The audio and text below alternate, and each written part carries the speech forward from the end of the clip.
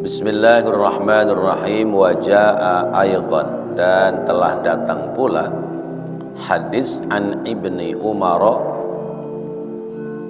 bin Al-Khattabi, an Umar bin Al-Khattabi, dari sahabat Umar bin Khattab radhiyallahu anhu. Anin nabiyyi, dari nabi kita Muhammad sallallahu alaihi wasallam, annahu, bahwasanya nabi kana adalah yaqulu, bersabda, man shalla fi masjidin jama'atan arba'ina lailatan la tafutuhu ar-rak'atul ula min salatil isya'i kataballahu lahu biha itqan minan nari. Rawahu Ibnu Majah wa Tirmidzi. Man, siapa orang sholat, yang sholat fi masjidin, di dalam masjid, jama'atan, dengan berjamaah, arba'ina lailatan, selama 40 malam, la tafutuhu, tiada tertinggal baginya, ar-rak'atul ula, pada rakaat pertamanya, min salatil isya'i, dari salat isya, kataballahu, Allah mencatat, lahu, baginya, biha, dengannya, dengan salat isya, dicatat oleh Allah, itqan, terbebas, minan nari, dari siksa api neraka. Bapak-bapak, hadirin dan saudara-saudara,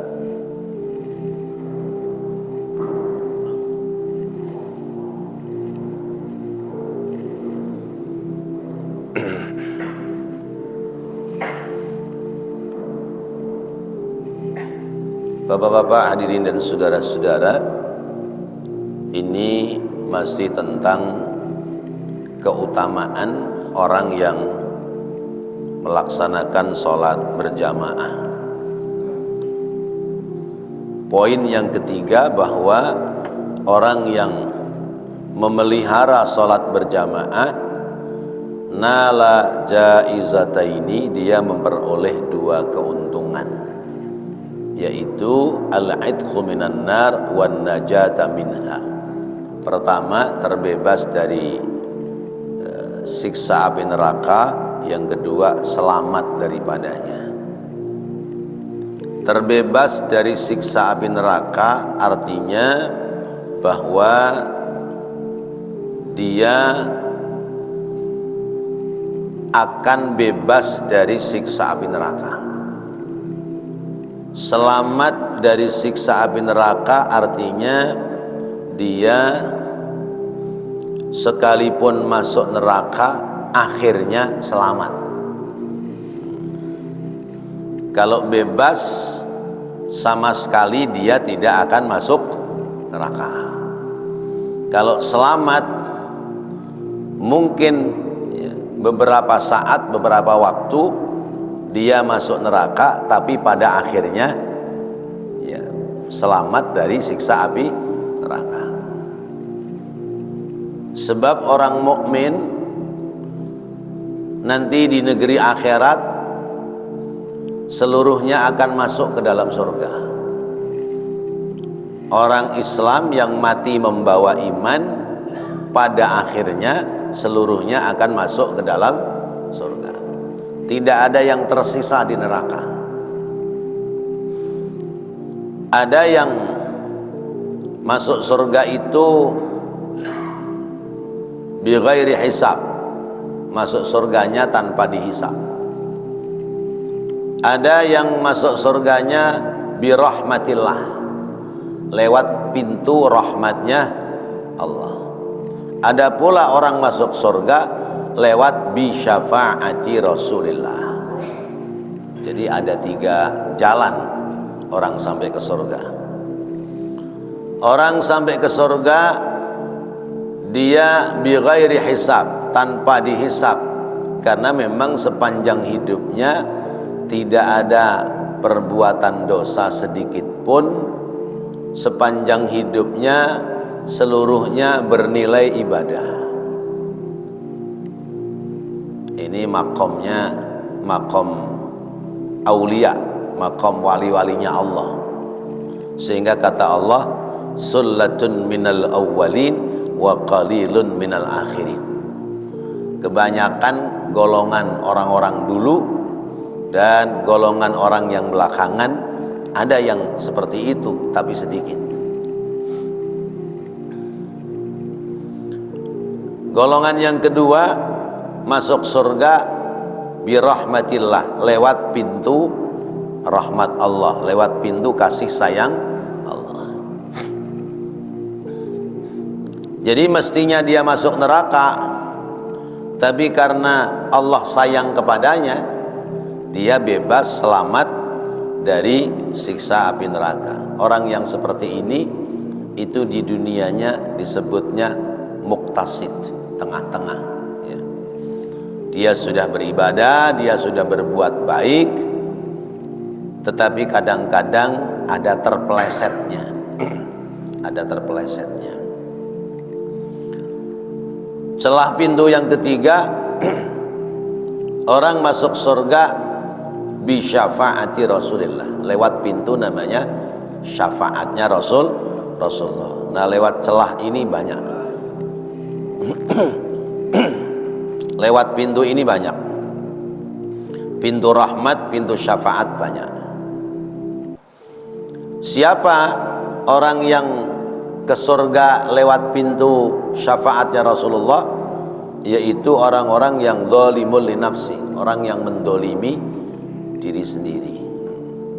Mendolimi diri sendiri artinya dia melakukan perbuatan baik, tapi dia pula melakukan perbuatan buruk. Ada kebaikannya, ada keburukannya, ada ibadahnya, ada maksiatnya. Dia akan sampai ke surga lewat pintu namanya syafaat Rasulullah.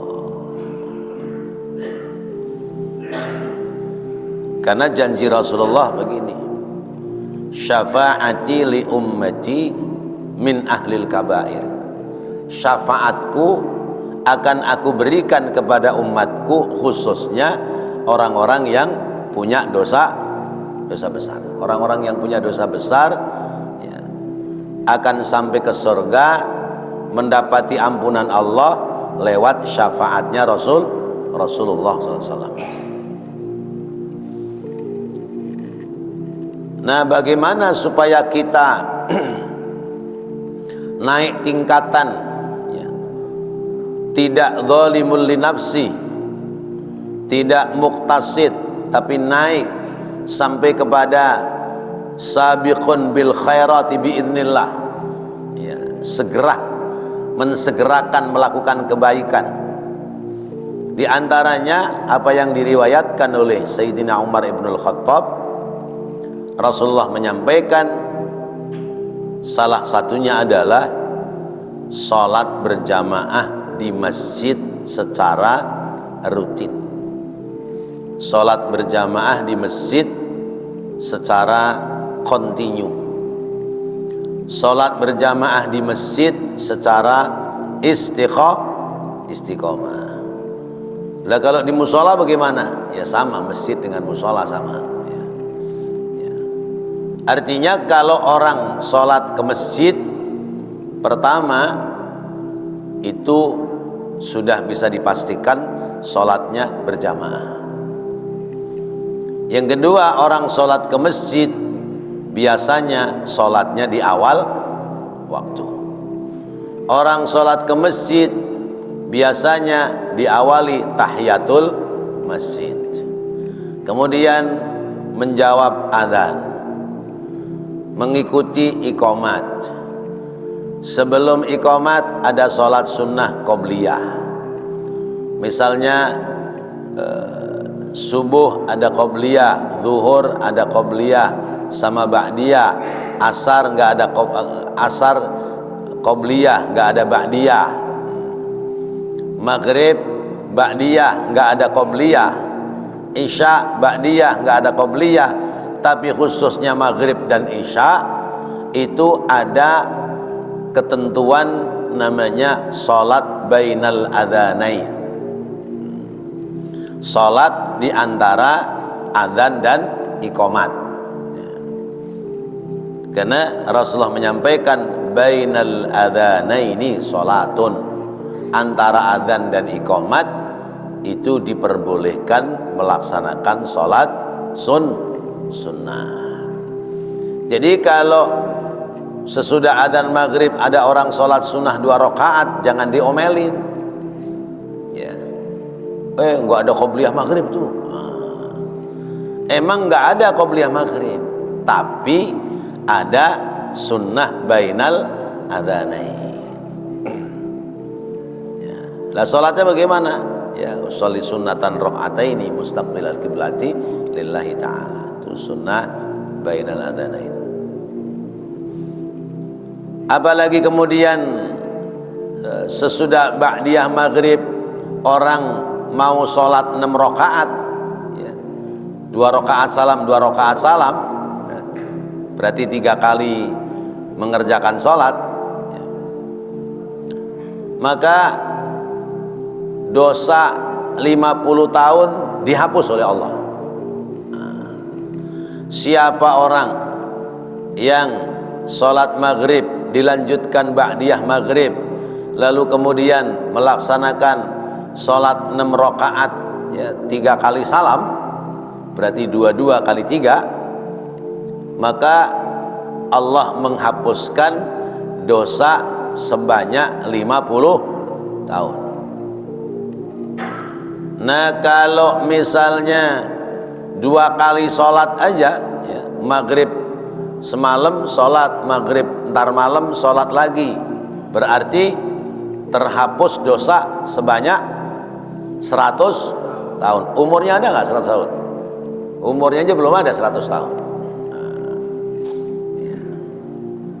Tuh cara-cara kita menghapus dosa. Illal kabair, kecuali dosa-dosa besar. Ya. Karena dosa itu kan seperti yang pernah saya sampaikan, dosa itu bisa hapus lewat beberapa amaliyah. Kita wudu bisa menghapus dosa, karena kata Rasulullah, siapa yang berwudu kemudian dia kumur-kumur, maka berguguran dosa dari mulutnya sampai tetesan air yang terakhir. Siapa membasuh muka, maka hapus dosa dari mukanya sampai tetesan air yang terakhir. Siapa yang membawa dosa kemudian dia mengusap tangannya, membasuh tangan hingga siku-siku, maka dosa tangannya berguguran sampai tetesan air yang terakhir. Mengusap sebagian kepala, dosa dari kepalanya. Membasuh kaki, dosa pula berguguran dari yang disebabkan jalannya kaki. Tapi itu dosa kecil, ya, dosa-dosa kecil. Ya. Ada dosa yang tidak gugur sebab wudu. Ya. Kalau tidak gugur sebab wudu, nanti gugur dosa sebab sholat. Kalau gugur dosa sebab sholat enggak gugur pula karena besarnya dosa, nanti gugur dosa sebab ibadah-ibadah yang lain. Misalnya sebab puasa. Sebab puasa enggak gugur pula sebab haji atau umrah, ya. Karena kata Rasulullah, al-umratu ilal umrati kafaratun lima bainahuma. Umrah satu ke umrah berikutnya menghapus dosa antara keduanya. Kok lewat umrah haji juga belum gugur itu dosa, taubat, nangis sama Allah, ya. Bertaubat, menangis kepada Allah, maka pasti dosa itu akan diampuni oleh Allah Subhanahu wa taala. Ya, contohnya kayak kita mau ke masjid, lagi musim hujan, jalan udah pakai payung, ya. Tiba-tiba ada anak kecil mandi hujan lari-lari, ya. Kaki kita kecipratan kotoran air hujan. Begitu sampai ke masjid, tinggal langsung masuk ke masjid, ke kamar mandi dulu, ke toilet, ya. Disiram, ya. Disiram, diusap dengan pakai tangan, itu kotoran sudah hilang. Ada lagi orang mau ke masjid, ya, lewat jalan gang, jalan MHT, ada tukang bersih-bersih got lagi bersihin, kecipratan kaki kita, disiram doang bersih nggak? Ya, kalau air kotor, air hujan disiram doang bersih. Tapi kalau kotornya air got disiram bersih nggak? Enggak, kudu disabun. Nah itu berarti sabunannya lewat ibadah sholat. Ya. Ibadah sholat belum mempan juga menghapus dosa, lewat ibadah-ibadah yang lain. Di sini Rasulullah SAW menyebutkan, ya, orang sholat di masjid berjamaah selama 40 malam. Ini hitungan malamnya aja ini. 40 malam la tafutuhur raqatul ula min sholatil isya, khususnya pada pekerjaan sholat isya sampai 40 malam tidak pernah ketinggalan berjamaah, tidak pernah ketinggalan rakaat pertamanya imam, maka Allah mencatat baginya itqan minan nar, terbebas dari siksa api neraka. Masya Allah, luar biasa, ya. Kalau terbebas berarti selamanya tidak akan tersentuh oleh api neraka. Syaratnya, ya, 40 malam, ya. Ini minimal, maksudnya minimal 40 malam kita sholat isya tidak pernah ketinggalan rakaatnya imam. Gimana bapak-bapak? Sudah lulus belum? 40 malam sholat isya nggak pernah ketinggalan? Udah belum? Kalau pingin tidak ketinggalan, maka jadilah imam sholat isya. Kalau jadi imam sholat isya, ya, pasti tidak akan ketinggalan. Ya. Tapi imam yang di depan, imam yang di depan makmum, ya. Karena ada imam dia nggak pernah di depan sholatnya, ya. Karena namanya imam, namanya Imam Hartono, dia sholat nggak pernah di depan, itu imam nama orang, ya.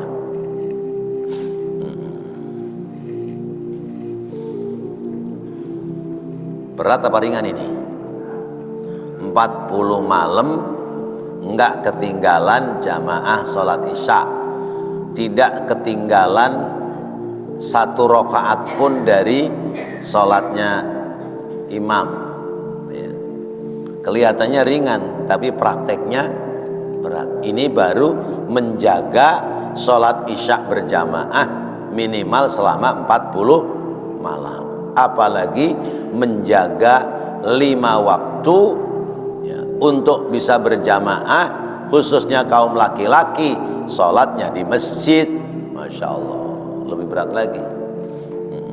Maka latihan orang istiqomah adalah 5 waktu berjamaah di masjid. Kalau dia sudah rutin 5 waktu sholat jamaah di masjid atau di musola dia terdekat, berarti orang ini sudah bisa istiqomah dalam ibadah. Kalau sudah istiqomah dalam ibadah, maka dia tingkatannya di atas wali. Kalau wali punya karomah, ya. Kalau tingkatan orang istiqomah itu al-istiqomatu, ya, afdalu minal karomah, ya. Orang yang istiqomah lebih utama daripada orang yang, ya, sudah punya karomah, kemuliaan, ya. Karena ternyata menjaga istiqomah itu bukan sesuatu yang mudah, hal yang berat. Maka ngasah istiqomah kita, ngasah ketulus ikhlasan kita, yaitu dengan latihan terus menerus sholat berjamaah 5 waktu di tempat ibadah. Jangankan yang muda yang masih punya kesibukan, yang tua-tua yang nggak punya kesibukan saja kadang-kadang tidak bisa istiqomah untuk berjamaah. Ya, ada aja. Pas masuk waktu ada aja. Nah, setidaknya apabila ada yang menghalangi dia, saat mau berangkat sholat berjamaah, yang halangan itu namanya uzur syar'i. Ya Allah, ini mestinya saya sholat jamaah ini, tapi nggak mungkin bisa.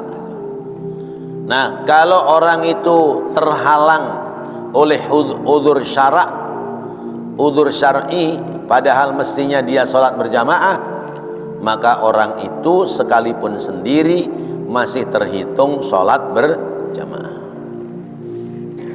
Orang rutin biasa jamaah, tiba-tiba ada halangan, maka dia nggak berangkat ke masjid jamaah, masih terhitung sholat jamaah.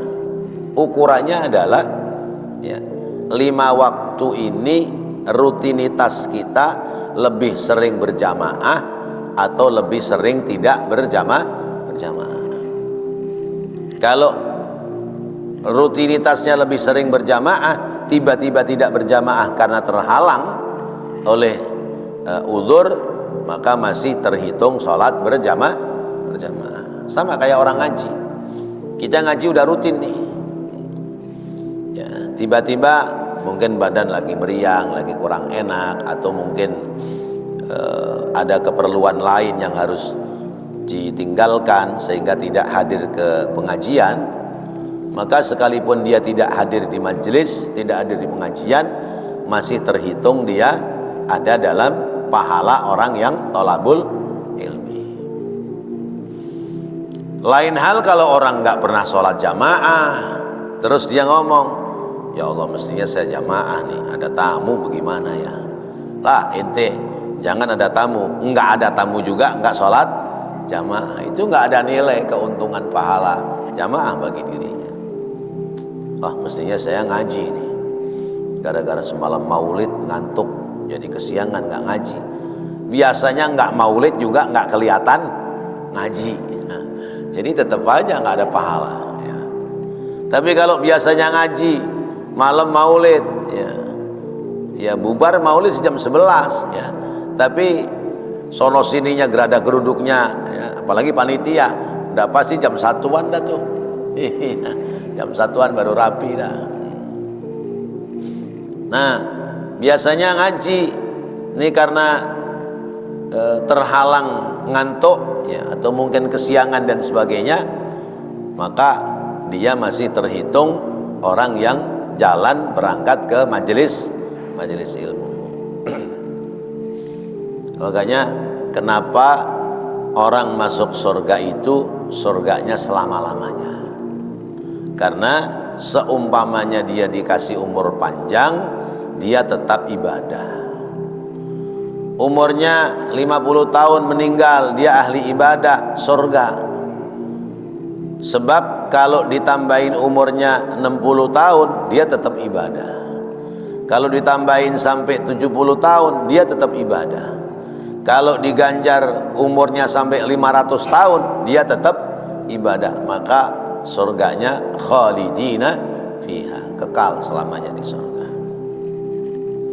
Nah, mari kita mencoba melatih diri untuk rutin minimal jamaah sholat isya ya, paling tidak selama 40 hari. Tapi jangan kemudian sesudah sukses 40 hari nggak jamaah lagi, enggak. Ini ukuran aja. Ini ukuran orang itu terbebas dari siksa api neraka, yaitu apabila selama 40 hari tidak tertinggal berjamaah sholat isya. Ya lebih dari itu, ya lebih istimewa lagi.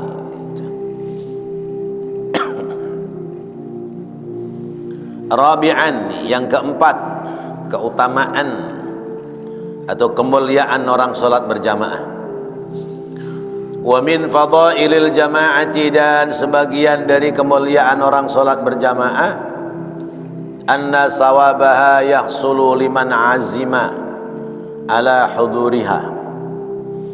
Anna sawabaha, bahwasanya pahalanya orang salat berjamaah, yahsulu menghasilkan, ya, diperoleh, liman bagi orang, azima yang berazam, berniat, ala huduriha atas kehadirannya, walau lam yudrikha, sekalipun dia tidak mendapatinya untuk sholat berjamaah, biniyatihi, lewat niatnya semata-mata, tafaddulan, menjadi keutamaan, atau yakni memperoleh pahala minallahi subhanahu wa ta'ala, dari Allah subhanahu wa ta'ala.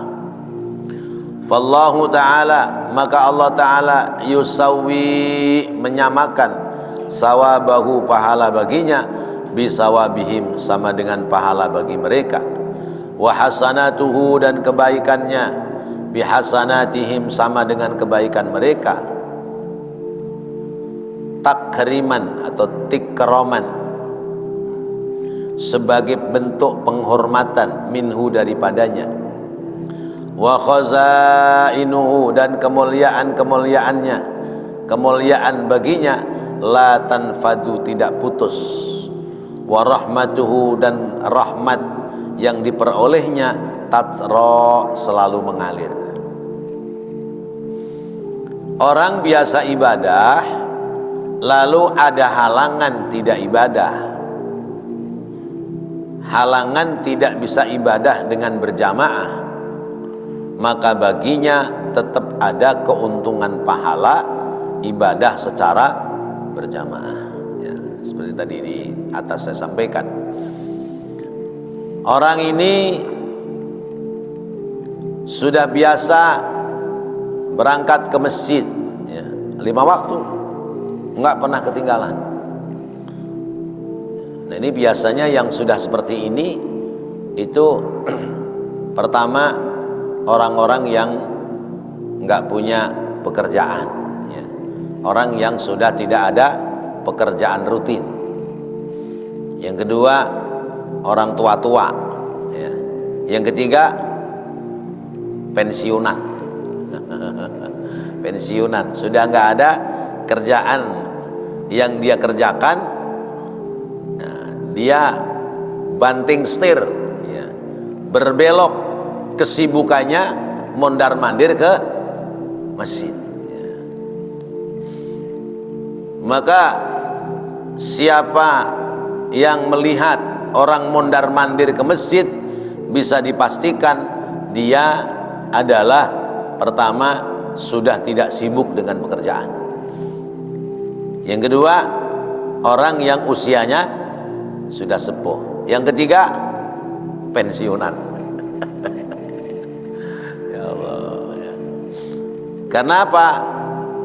Orang yang masih punya kesibukan kerja, itu pekerjaan itu bisa menghalangi orang rutin 5 waktu hadir ke masjid. Makanya ada orang ngasih tebakan, tempat mana di bumi yang paling jauh dari kita, dan tempat mana di bumi yang paling dekat dari kita. Tempat mana, Pak, yang paling jauh dari kita? Masjid, ya. Tempat mana yang paling dekat dari kita? Nyari duit, tempat nyari duit. Umpamanya nyari duitnya di pasar, berarti pasar itu paling dekat bagi kita. Mana buktinya paling dekat? Lebih banyak mondar-mandir ke pasar. Atau misalnya tempat nyari duitnya di kantor, sekalipun rumahnya di Palmerah, kantornya di Pasar Minggu, jauh apa dekat? Dekat, karena itu tempat nyari duit, ya. Paling jauh masjid.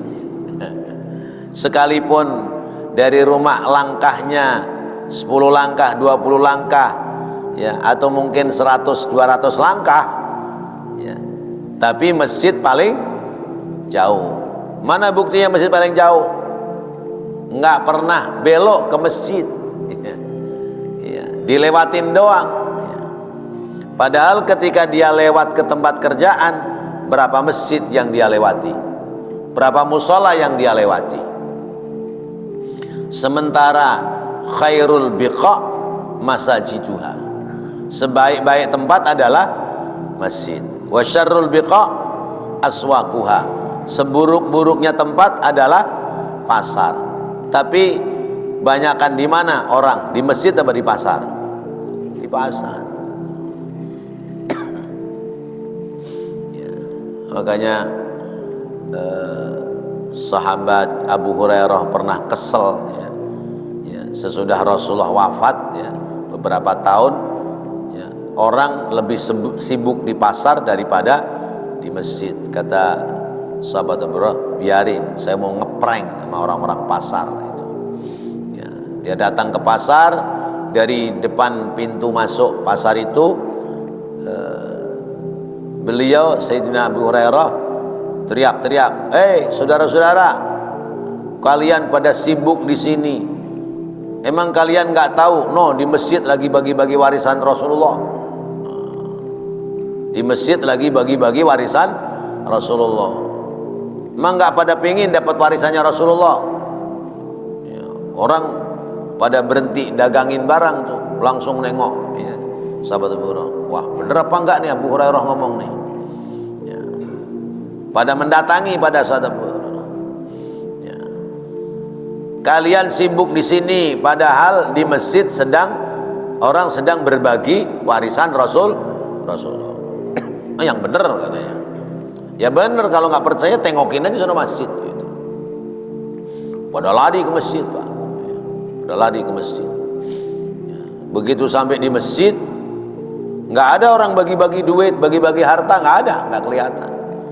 Kecuali yang kelihatan itu ada yang lagi sholat sunnah, ada yang lagi tadarus Al-Quran, ada yang sedang halaqah pengajian gitu aja. Ya. Mereka balik lagi ke pasar rada-rada kesel. Ya. Ya. Sahabat Abu Hurairah sengaja nungguin di pasar. Mereka kesel. Begitu sampai, kena prank saya kalau bahasa sekarang ini. Ya, Abu Hurairah nipu ini. Nggak ada bagi-bagi warisan Rasulullah, ngomongnya udah bagi warisan.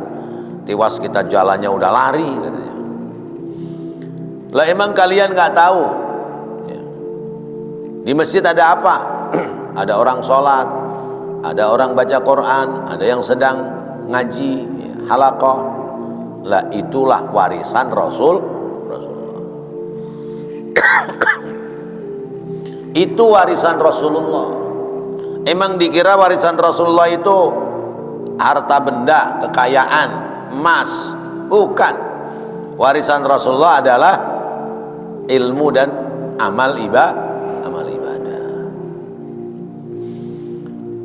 Nah, jadi orang yang terhalang sebab mungkin sakit atau sebab-sebab yang lain, sehingga dia tidak bisa sampai pada tempat yang biasa dia menuju ibadah, semisal sholat jamaah di masjid, maka Allah tidak mengurangi pahala bagi dirinya, ya, sekalipun sholatnya di rumah, tapi tetap ada nilai ibadah yang tidak terkurangi sebagaimana biasanya dia sholat berjamaah. Fa'an Abi Hurairah radhiyallahu anhu, maka riwayat dari sahabat Abu Hurairah radhiyallahu an, qala Rasulullah, bersabda Rasulullah sallallahu alaihi wasallam, man tawadda'a fa ahsana wudu'ahu summa raha fa wajada an-nasa qad sallu fa a'tahu Allah misla ajri man sallaha wa hadaraha la yanqusu dhalika min ujurihim syai'an. Rawahu Abu Dawud wan Nasa'i wal Hakim. Wa qala sahih ala syarti muslimin. Meriwayatkan hadis sahabat Abu Dawud, sahabat An-Nasa'i, sahabat Al-Hakim. Man, siapa orang tawaddo'a yang berwudu, fa ahsana, kemudian dia membaguskan wudu'ahu, wudunya, summa raha, kemudian dia berjalan berjalan ke masjid maksudnya, fawajada, kemudian dia mendapati annasa, orang-orang di masjid, qad sallu, sungguh mereka telah sholat. Ini sholat ke masjid datangnya telat ya. Dia pingin jamaah ke masjid, begitu sampai di masjid ya, imam udah assalamualaikum warahmatullah, assalamualaikum warahmatullah, astaghfirullahaladzim ya. Dia baru datang tuh, jeloko. Fa'atahu Allahu misla ajri man shallaha, maka Allah memberikan pahala sama dengan pahala orang yang sudah pada selesai sholat. Wa hadaraha, dan datangnya dia dalam sholat berjamaah itu, la yanqusu dzalika min ujurihim syai'an, Allah tidak kurangi sedikit pun pahala mereka ya, sekalipun sebab dia terlambat datang ke masjid. Masya Allah, ini contoh ya. Makanya jangan begitu sudah dekat masjid, orang udah salam kanan kiri, telat percuma, balik aja dah. Malu kalau sampai ke masjid. Nggak usah, biarin aja.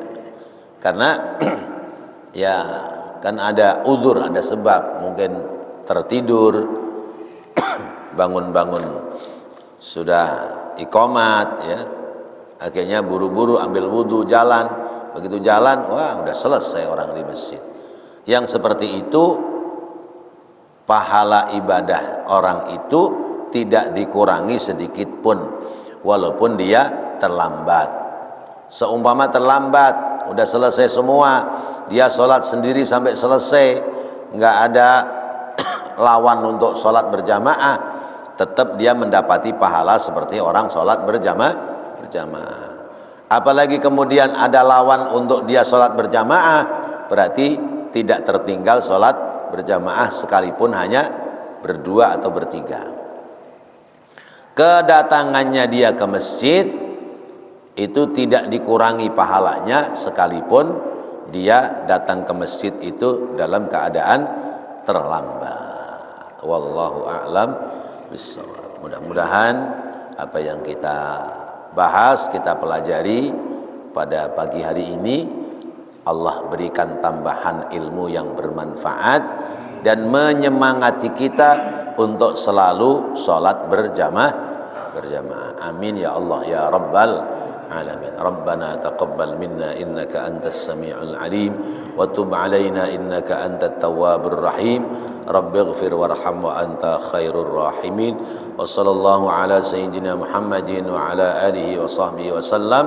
Walhamdulillahi rabbil alamin. Wassalamu alaikum warahmatullahi wabarakatuh.